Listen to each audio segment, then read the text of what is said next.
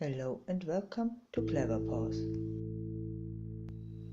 Der Weihnachtsbaum, or the Christmas tree in English, is a short adventure novel a friend of my parents wrote for one of his children.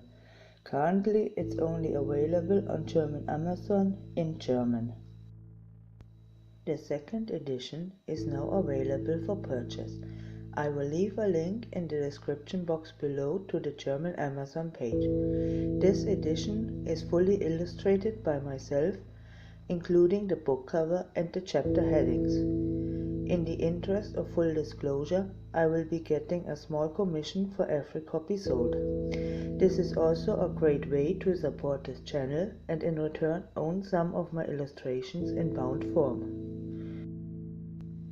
It is aimed at children of around 6 to 9 years of age, what's called young reader in Germany, but a lot of the books for that age group have relatively flat storylines.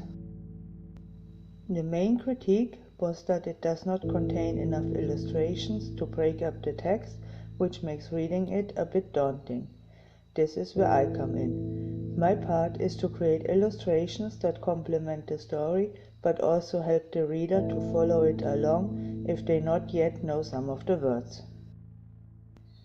Having this as an additional challenge surely also makes it more difficult for me, as I have to capture the storytelling as well as the story. On the upshot, I can now say I contributed to childhood literacy, which is no small feat and will hopefully have a lasting impact. I am using mostly black ink and washes created from it. In the original illustrations I used the occasional drop of colored ink as well, but the book is likely to be black and white, so the values will define how well any given image reads.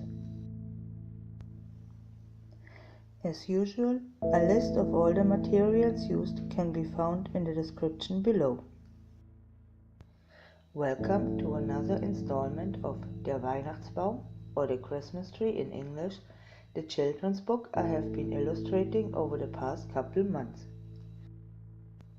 For the book throughout I have been working in ink using a combination of dip pen and washes applied with a brush. It is the week before Christmas and our friends wake up to the first snow of the season. A thick blanket is covering their garden. Kessie, Brummi and Hobbs, together with a group of the family's other stuffed animals, decide to go out and make the most of it. After a snowball fight, they decide on building a snowman. Kessie goes off to the shed to look for snowman accessories. She brings back a broom and a pot to serve as a hat and whatever else is needed. Later that evening, as Kessie, Brummi and Hobbs talk about the events of the day, they decide to go into the magical forest to get a Christmas tree for the house. Kessie tells them of all the wonderful and helpful tools that can be found in the shed. Early next morning, they load the sleigh with tools such as an axe and a length of rope and start their adventure. As they get to the house, they soon locate the doorbell and Brummi goes about pulling its chain. A booming voice shouts, "Come in." The design of the doorbell in the illustration is based on ours, which is as old as the house I live in itself. The main difference here is that in our house the spring and the bell are to the inside, so high winds won't send it into a frenzy, but that would not have shown up in the illustration that well. In a graphic novel, of course, that could easily be done by inserting a detail panel, but this is a text-based children's book with supporting illustrations. Since it is the start of the year and people tend to set themselves goals, let me say this. This time last year I did not contemplate illustrating a book. I know this year there will be one big event, as Worldcon is going to be held in Dublin, and friends and I are working on having a table there. Not that I have ever done anything like it, but I expect it to involve a lot of planning and organizing. And while I certainly hope it won't impact on my video output, between convention prep and a full-time job, this is going to be a challenge. So I won't be setting any specific high goals in regards to my art.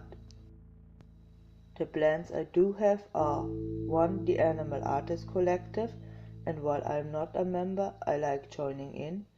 2. ACO April, that was created last year by Claire from Black Summer Coloring.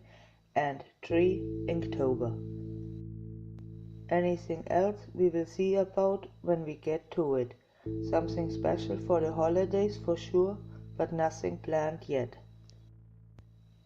And with that in mind, full steam ahead into 2019. Don't forget to like, comment and subscribe, and I shall see you next week.